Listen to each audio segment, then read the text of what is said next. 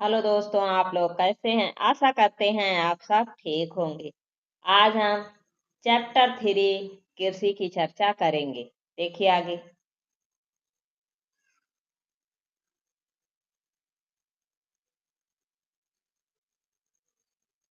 गुरप्रीत, मधु और टीना एक गांव से गुजर रहे थे। वहां उन लोगों ने एक किसान को खेत की जुताई करते हुए देखा। किसान ने उन लोगों से कहा कि वह गेहूं की बुआई करने जा रहा है और मृदा की अधिक उपजाऊ बनाने के लिए अभी खाद डाला है।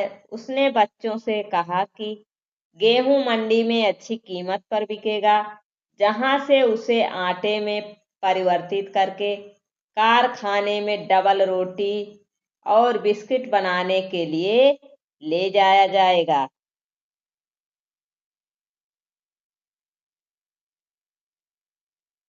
पौधे से परिष्कृत उत्पाद तक के रूपांतरण में 3 प्रकार की आर्थिक क्रियाएं सम्मिलित हैं। ये प्राथमिक, द्वितीयक और तृतीयक क्रियाएं हैं। प्राथमिक क्रियाओं के अंतर्गत उन सभी क्रियाओं को शामिल किया जाता है जिनका संबंध प्राकृतिक संसाधनों के उत्पादन और निष्कर्षण से है। कृषि, मत्स्यन और संग्रहण इनके अच्छे उदाहरण है।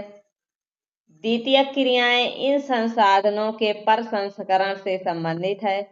इस्पात, विनिर्माण, डबल रोटी पकाना और कपड़ा बुनना इन क्रियाओं के उदाहरण है। ठीक है। प्राथमिक क्रियाओं के कौन कौन से उदाहरण हैं? कृषि, मत्स्यन और संग्रहण। ठीक है। और द्वितीय क्रियाओं के कौन कौन से उदाहरण हैं? इस्पात, विनिर्माण, डबल रोटी पकाना और कपड़ा बुनना। ठीक है। तृतीय क्रियाएं प्राथमिक और द्वितीय क्षेत्र को सेवा कार्यों द्वारा सहयोग प्रदान करती हैं। यातायात, व्यापार, बैंकिंग, बीमा और विज्ञापन तृतीय क्रियाओं के उदाहरण हैं। ठीक है। आगे देखिए। देखिए शब्द की उत्पत्ति। एग्रीकल्चर शब्द की उत्पत्ति लैटिन शब्दों एगर या एग्री जिसका अर्थ मृदा और कल्चर जिसका अर्थ कृषि करने से हुई है। देखिए कृषि क्या होता है?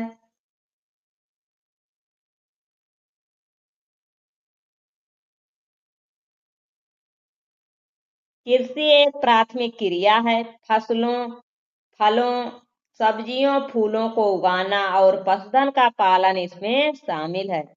विश्व में 50% लोग कृषि से संबंधित क्रियाओं में संलग्न हैं। भारत की 2/3 जनसंख्या अब तक कृषि पर निर्भर है। अनुकूल स्थलाकृत मृदा और जलवायु कृषि क्रियाकलाप के लिए अनिवार्य है। जिस भूमि पर फसलें उगाई जाती हैं कृषि गति भूमि कहलाती है। जिस भूमि पर फसलें उगाई जाती हैं कृषि गति भूमि कहलाती हैं। आप मानचित्र में देख सकते हैं कि कृषि क्रियाकलाप विश्व के उन्हीं प्रदेशों में संकेंद्रित है जहां फसलें उगाने के लिए उपयुक्त कारक विद्यमान हैं। देखिए, ये देखिए, ये विश्व का मानचित्र है। ठीक है। इधर देखिए इसमें कृषि गति भूमि कहाँ है? ये। ठीक है। ये सब क्या है? कृषिगत भूमि। ये देखिए ये वाला क्षेत्र क्या है? कृषि से संबंधित है। दक्षिण महासागर, ये दक्षिण अटलांटिक महासागर। और ये रेखा कौन सी है? मकर रेखा है। ठीक है। ये ऊपर जो रेखा गई है ये कर्क रेखा है।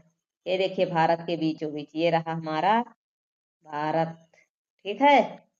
भारत के नीचे कौन सा महासागर है? हिंद महासागर है। ठीक है। आगे देखिए।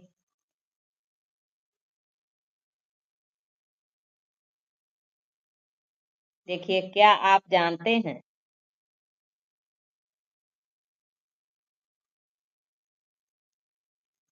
देखिए एग्रीकल्चर किससे संबंधित है? कृषि से। देखिए मृदा की जुताई, फसलों को उगाना और पशुपालन का विज्ञान एवं कला है। इसे खेत खेती भी कहते हैं। देखिए एग्री से क्या, एग्री और कल्चर मिलाकर एग्रीकल्चर, सेरी और कल्चर मिलाकर सेरीकल्चर, ये पीसी कल्चर, ये बीटी कल्चर और ये हार्टिकल्चर।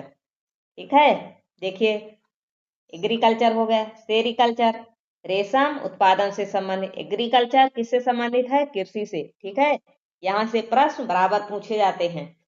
और सेरीकल्चर किससे संबंधित है, रेशम उत्पादन से।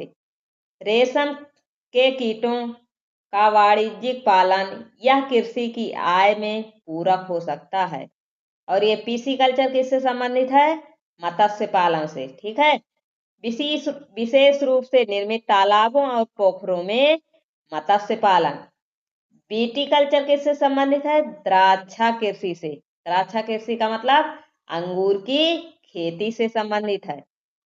हार्टिकल्चर किससे संबंधित है, उद्यान कृषि से संबंधित है। यहाँ पर वाणिज्यिक उपयोग के लिए सब्जियों, फूलों और फलों को उगाना, यहाँ से बराबर प्रश्न पूछे जाते हैं, आप लोग ध्यान से देखिए इसे। ठीक है, एग्रीकल्चर कृषि से, सेरीकल्चर रेशम उत्पादन से, पिसिकल्चर मत्स्य पालन से, विटिकल्चर द्राक्षा कृषि मतलब अंगूर की खेती से संबंधित, हार्टिकल्चर उद्यान कृषि से संबंधित है। आगे देखिए, कृषि तंत्र। कृषि या खेती को एक तंत्र के रूप में देखा जा सकता है। इसके महत्वपूर्ण निवेश बीज, उर्वरक, मशीनरी और श्रमिक हैं। जुताई, बुआई,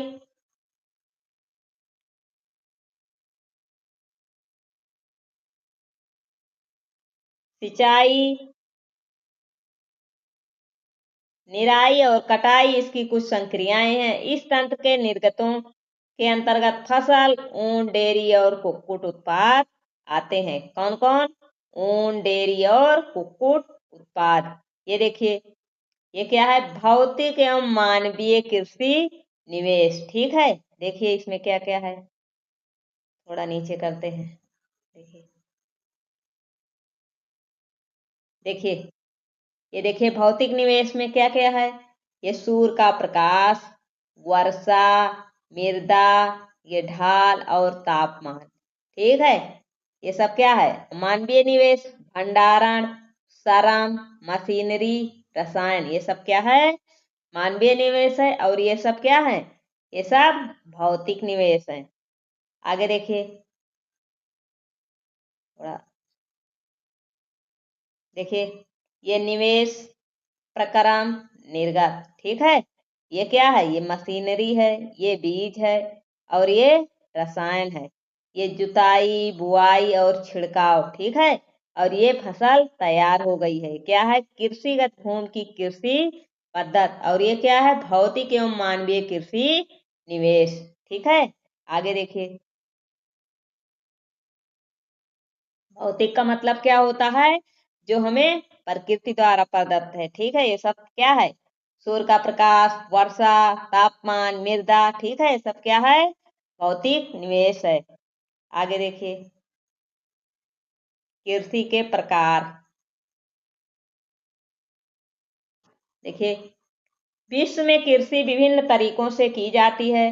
भौगोलिक दशाओं, उत्पाद की मांग, श्रम और प्रौद्योगिकी के स्तर के आधार पर कृषि दो मुख्य प्रकारों में वर्गीकृत की जा सकती है। ये हैं निर्वाह कृषि और वाणिज्यिक कृषि। ठीक है, निर्वाह कृषि क्या होती है, इस प्रकार की कृषि कृषक परिवार की आवश्यकताओं को पूरा करने के लिए की जाती है। पारंपरिक रूप से कम उपज प्राप्त करने के लिए निम्न स्तरीय प्रौद्योगिकी और पारिवारिक श्रम का उपयोग किया जाता है। निर्वाह कृषि को पुनः गहन निर्वाह कृषि और आदिम निर्वाह कृषि में वर्गीकृत किया जा सकता है। ये देखिए रोचक तथ्य भी बहुत महत्वपूर्ण होते हैं। देखिए, जैविक कृषि, इस प्रकार की कृषि में रासायनिक खादों के स्थान पर जैविक खाद और प्राकृतिक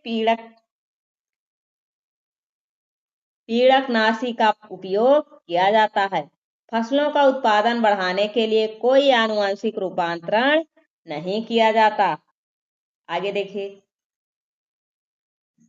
गहन निर्वाह कृषि। गहन निर्वाह कृषि में किसान एक छोटे भूखंड पर साधारण औजारों और अधिक श्रम से खेती करता है। अधिक धूप वाले दिनों से युक्त जलवायु और उर्वर मृदा वाले खेत में एक वर्ष में एक से अधिक फसलें उगाई जा सकती हैं। चावल मुख्य फसल होती है। अन्य फसलों में गेहूं, मक्का, दलहन और तिलहन शामिल है। गहन निर्वाह कृषि दक्षिण पूर्वी और पूर्वी एशिया के सघन जनसंख्या वाले मानसून प्रदेशों में प्रचलित है। कहाँ प्रचलित है? दक्षिण में और दक्षिण पूर्वी और पूर्वी एशिया के सघन जनसंख्या वाले मानसूनी प्रदेशों में प्रचलित है। आदिम निर्वाह कृषि में स्थानांतरित कृषि और चलवासी पशुचारण शामिल है। आगे देखिए,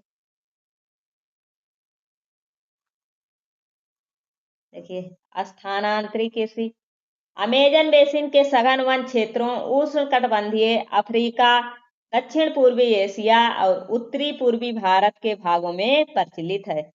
ये भारी वर्षा और वनस्पति के तीव्र पुनर्जनन वाले क्षेत्र हैं। वृक्षों को काटकर और जलाकर भूखंड को साफ किया जाता है। तब राख को मृदा में मिलाया जाता है तथा मक्का, रतालू, आलू और कसावा जैसी फसलों को उगाया जाता है। ठीक है, रतालू को किस किसने देखा है? आप लोग कमेंट करके जरूर बताइएगा। देखिए, भूमि की उर्वरता की समाप्ति के बाद वह भूमि छोड़ दी जाती है। कृषक नए भूखंड पर चला जाता है। स्थानांतरित कृषि कर्तन एवं दहन कृषि के रूप में किया जाता है। देखिए, स्थानांतरित कृषि या चलवासी कृषि क्या है? चलवासी कृषि वह है जिस भूमि पर कुछ समय के लिए तो खेती की जाती है, लेकिन जब वो बंजर हो जाती है तब उसे छोड़ दिया जाता है। ठीक है, और वहां के मतलब फसलों के जो डंठल होते हैं उसको जला करके खेती की जाती है। देखिए, क्या आप जानते हैं स्थानांतरित कृषि विश्व के विभिन्न भागों में विभिन्न नामों से जानी जाती है। झूमिंग झूमिंग के नाम से कहाँ कहाँ जानी जाती है? उत्तर पूर्वी भारत में। मिल्पा के नाम से कहाँ कहाँ जानी जाती है? मैक्सिको, मध्य अमेरिका। ठीक है, और रोका के नाम से कहाँ कहाँ जानी जाती है?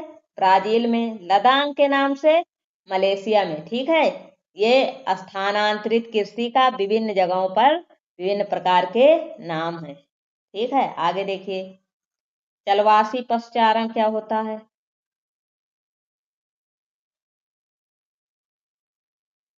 देखिए, चलवासी पशुचारण सहारा के अर्ध शुष्क और शुष्क प्रदेशों में, मध्य एशिया और भारत के कुछ भागों जैसे राजस्थान तथा जम्मू और कश्मीर में प्रचलित है। इस प्रकार की कृषि में पशुचारक अपने पशुओं के साथ चारे और पानी के लिए एक स्थान से दूसरे स्थान पर निश्चित मार्गों में घूमते हैं।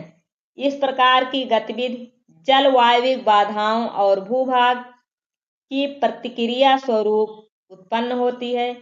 पशुचारक मुख्यतः भेड़, ऊंट, मवेशी, याक और बकरियां पालते हैं। ये पशुचारकों और उनके परिवारों के लिए दूध, मांस, ऊन, खाल और अन्य उत्पाद उपलब्ध कराते हैं। आगे देखिए, वाणिज्यिक कृषि क्या होती है? वाणिज्यिक कृषि में फसल उत्पादन और पशुपालन बाजार में विक्रय हेतु किया जाता है। इसमें विस्तृत कृषि क्षेत्र और अधिक पूंजी का उपयोग किया जाता है। अधिकांश कार्य मशीनों के द्वारा किया जाता है। वाणिज्यिक कृषि में वाणिज्यिक अनाज कृषि, मिश्रित कृषि और रोपण कृषि शामिल है। आगे देखिए,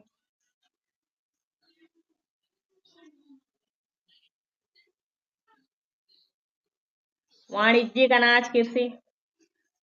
वाणिज्यिक अनाज कृषि में फसलें वाणिज्यिक उद्देश्य में उगाई जाती हैं। गेहूं और मक्का सामान्य रूप से उगाई जाने वाली फसलें हैं।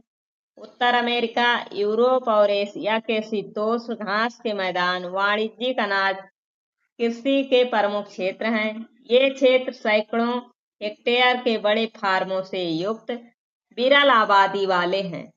अत्यधिक ठंड वर्धन काल को बाधित करती है और केवल एक ही फसल उगाई जा सकती है। मिश्रित कृषि क्या होती है?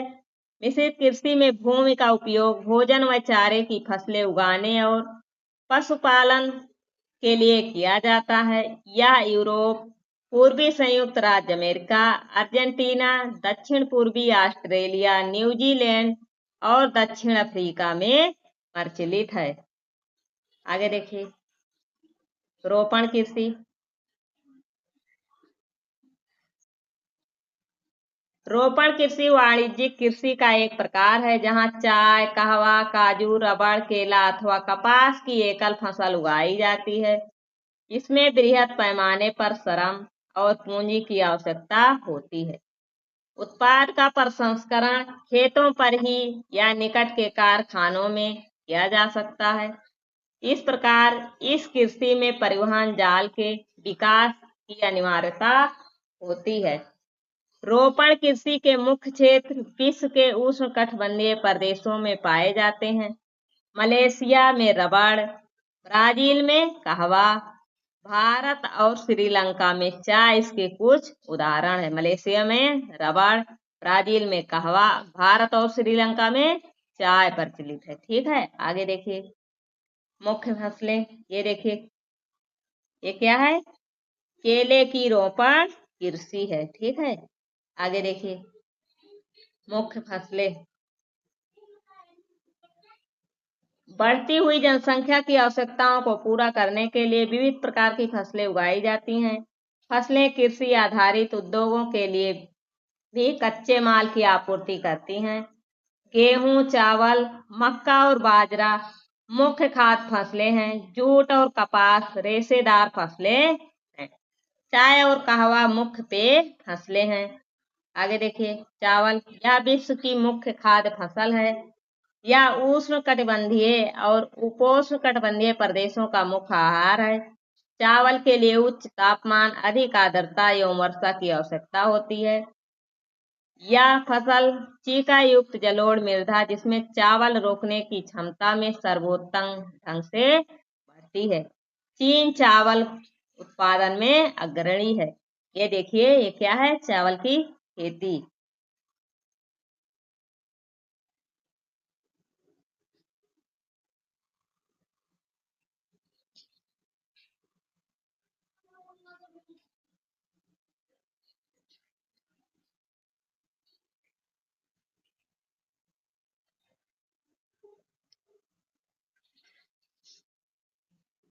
इसके बाद क्रमशः भारत, जापान, श्रीलंका और मिस्र हैं। अनुकूल जलवायु दशाओं जैसे पश्चिम बंगाल और बांग्लादेश में एक वर्ष में 2 से 3 फसलें उगाई जाती हैं। ये देखिए, क्या है? गेहूं का शस्य कर्तन है। ठीक है, गेहूं के वर्धन काल में मध्यम तापमान एवं वर्षा और शस्य कर्तन फसल की कटाई के समय तेज धूप की आवश्यकता होती है। इसका विकास सुअपवाहित दोमट मृदा सर्वोत्तम ढंग से होता है। गेहूं संयुक्त राज्य अमेरिका, कनाडा, अर्जेंटीना, रूस, यूक्रेन, ऑस्ट्रेलिया और भारत में विस्तृत रूप से उगाया जाता है। भारत में यह शीत ऋतु में उगाया जाता है। भारत में कब उगाया जाता है? शीत ऋतु में उगाया जाता है। आगे देखिए,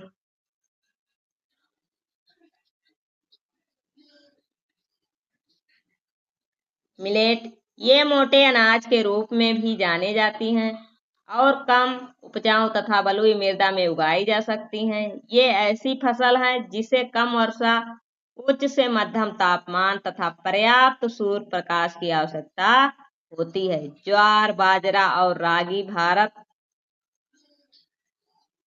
ये क्या है? बाजरे की कृषि। ये देखिए, ये क्या है? बाजरे की कृषि है। आगे देखिए,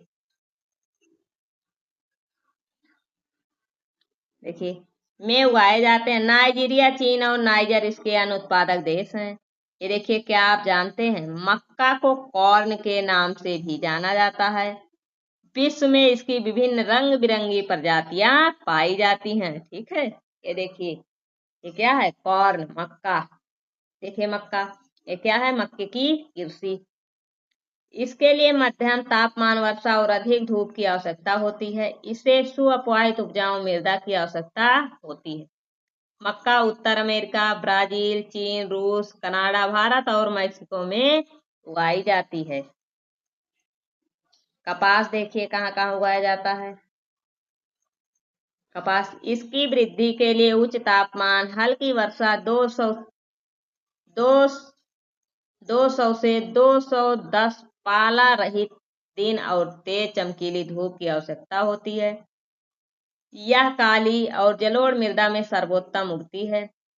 चीन, संयुक्त राज्य अमेरिका, भारत, पाकिस्तान, ब्राजील और मिस्र कपास के अग्रणी उत्पादक हैं।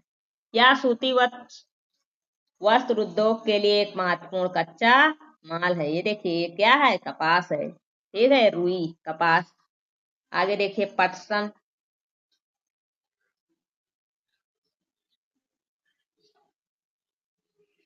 इसको सुनहरा रेशा के रूप में जाना जाता है। प्रश्न बहुत पूछा जाता है। यह जलोढ़ मृदा के अच्छे ढंग से विकसित होता है और इसे उच्च तापमान, भारी वर्षा और आर्द्र जलवायु की आवश्यकता होती है। यह फसल उष्ण कटिबंधीय क्षेत्रों में उगाई जाती है। भारत और बांग्लादेश पटसन के लिए अग्रणी राज्य है। भारत और बांग्लादेश ये क्या है? अग्रणी राज्य है। किसके लिए? पटसन के लिए। आगे देखिए, काफी। इसके लिए गर्म एवं आर्द्र जलवायु और सुअपवाहित दोमट मृदा की आवश्यकता होती है। इस फसल की वृद्धि के लिए पर्वतीय ढाल अधिक उपयुक्त होती हैं। ब्राजील काफी का अग्रणी उत्पादक राज्य है। ठीक है, ये क्या है? ब्राजील मतलब काफी के लिए एक अग्रणी उत्पादक देश है। इसके पश्चात कोलंबिया और भारत है। आगे देखिए, ये देखिए क्या है? कॉफी की कृषि। आगे देखिए, ये थोड़ा रोचक तथ्य देख लेते हैं। कॉफी के पौधे की खोज किसने की? कॉफी की खोज के विषय में विभिन्न कहानियां प्रचलित हैं। लगभग 850 ईस्वी में काल्दी नाम का एक अरबवासी जो बकरी चराने वाला था, अपनी बकरियों की अनोखी उछल कूद और हरकतों को देखकर परेशान था। एक दिन उसने भी इस सदा हरित पौधों की फलियों को चखकर देखा, जिन्हें उसकी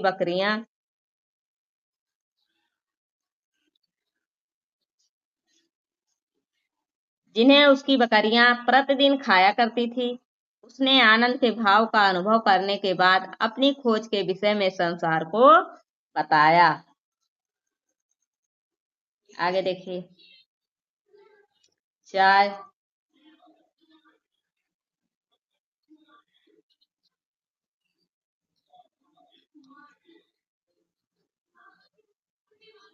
ये देखिए चाय। चाय बागानों में उगाई जाने वाली एक पेय फसल है। इसकी कोमल पत्तियों की वृद्धि के लिए ठंडी जलवायु और वर्ष भर समवितरित उच्च वर्षा की आवश्यकता होती है। इसके लिए सुअपवाहित दोमट मृदा और मंद ढाल की आवश्यकता होती है। पत्तियों को चुनने के लिए अधिक संख्या में श्रमिकों की आवश्यकता होती है। देखिए क्या है? चाय की रोपण कृषि। आगे देखिए, कृषि का विकास। कृषि विकास का संबंध बढ़ती जनसंख्या की बढ़ती मांग को पूरा करने के लिए कृषि के उत्पादन को बढ़ाने की दिशा में किए जाने वाले प्रयासों से है। यह कई तरीकों से प्राप्त किया जा सकता है, जैसे बोए गए क्षेत्र में विस्तार करके, बोई जाने वाली फसलों की संख्या बढ़ाकर, सिंचाई सुविधाओं में सुधार करके, उर्वरकों और उच्च उपज देने वाले बीजों के प्रयोग द्वारा। कृषि का मशीनीकरण भी कृषि विकास का एक अन्य पहलू है। कृषि विकास का चरम लक्ष्य खाद्य सुरक्षा को बढ़ाना है। आगे देखिए, कृषि का विकास विश्व के विभिन्न भागों में विभिन्न गतियों से हुआ है। अधिक जनसंख्या वाले विकासशील देश अधिकतर गहन कृषि करते हैं, जहां छोटी जोतों पर सामान्यतः जीविकोपार्जन के लिए फसलें उगाई जाती हैं। बड़ी जोतें वाणिज्यिक कृषि के लिए अधिक उपयुक्त होती हैं, जैसे संयुक्त राज्य अमेरिका, कनाडा और ऑस्ट्रेलिया। आओ हम दो फार्मों, एक भारत और दूसरे संयुक्त राज्य अमेरिका के वस्तुस्थिति अध्ययनों की सहायता से विकासशील और विकसित देशों की कृषि के विषय में जाने। ये देखिए, क्या आप जानते हैं, खाद्य सुरक्षा तभी बनी रहती है जब सभी व्यक्तियों को क्रियाशील और स्वस्थ जीवन जीने के लिए आहार की आवश्यकता और प्राथमिकता के आधार पर हर समय पर्याप्त, सुरक्षित और पौष्टिक खाद्य पदार्थ की सुविधा उपलब्ध हो। आगे देखिए, भारत का एक फॉर्म।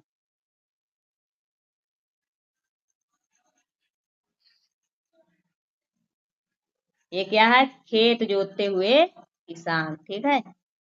उत्तर प्रदेश के गाजीपुर जिले में आदिलाबाद एक छोटा सा गांव है। मुन्नालाल इस गांव का एक छोटा किसान है, जिसके पास लगभग 1.5 हेक्टेयर का एक फार्म है। उसका आवास मुख्य गांव में है।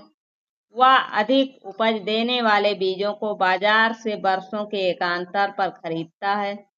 उसकी भूमि उर्वर है और वह वर्ष में कम से कम 2 फसलें, सामान्यतः गेहूं या चावल और दालें उगाता है। किसान अपने मित्रों और बुजुर्गों के साथ साथ सरकारी कृषि अधिकारियों से कृषि कार्यों के संबंध में सलाह लेता है। वह अपने खेत की जुताई के लिए भाड़े पर ट्रैक्टर लेता है। यद्यपि उसके कुछ मित्र अभी भी बैलों से खेतों को जोतते हैं। जोतने की परंपरा विधि का प्रयोग करते हैं। समीप के खेत में एक नलकूप है, जिसे वह अपने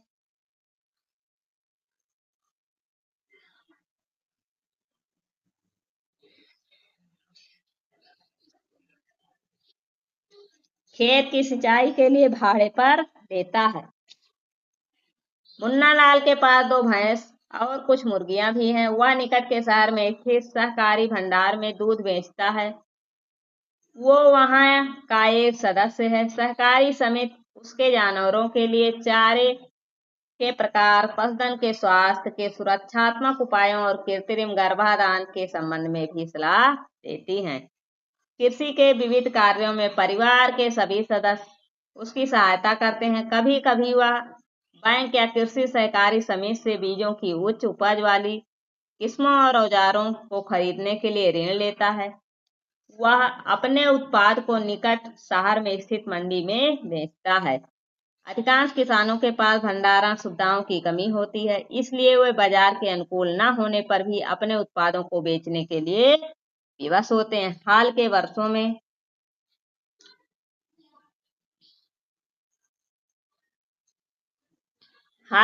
में सरकार ने भंडार की सुविधाओं के विकास के लिए कुछ कदम उठाए हैं। देखिए, भारत के खेत, संयुक्त राज्य अमेरिका का एक फॉर्म।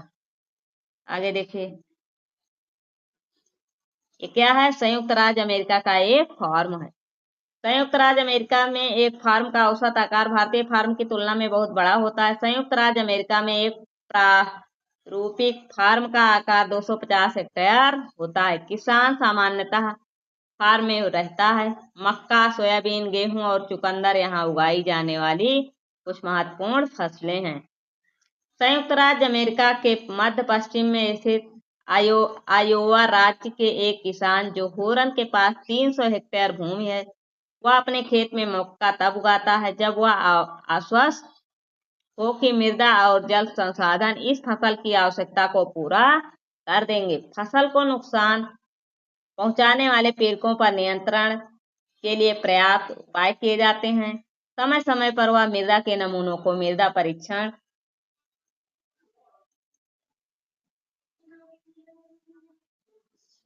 प्रयोगशाला में जांच के लिए भेजता है कि उसमें पर्याप्त पोषक है या नहीं।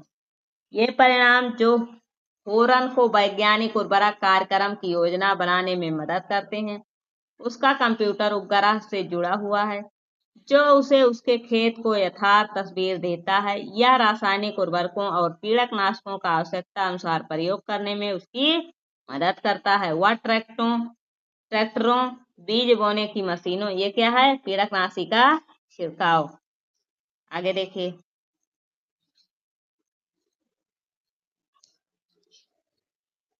समतलक संयुक्त हार्वेस्टर और थ्रेशर का उपयोग कृषि संबंधी विविध संक्रियाओं में करता है। अनाज स्वचालित अन्न भंडार में संचित किए जाते हैं अथवा बाजार अभिकरणों मार्केट एजेंसियों में भेजे जाते हैं। संयुक्त राज्य अमेरिका में किसान एक व्यवसायी की तरह काम करता है, न कि एक खेतिहर किसान की तरह। ये क्या है? संयुक्त राज्य अमेरिका के फार्म में मशीनीकृत खेती। आज की वीडियो में इतना ही। वीडियो पसंद आए वीडियो को लाइक करें, नए हैं तो चैनल को सब्सक्राइब करें। जय हिंद, जय भारत।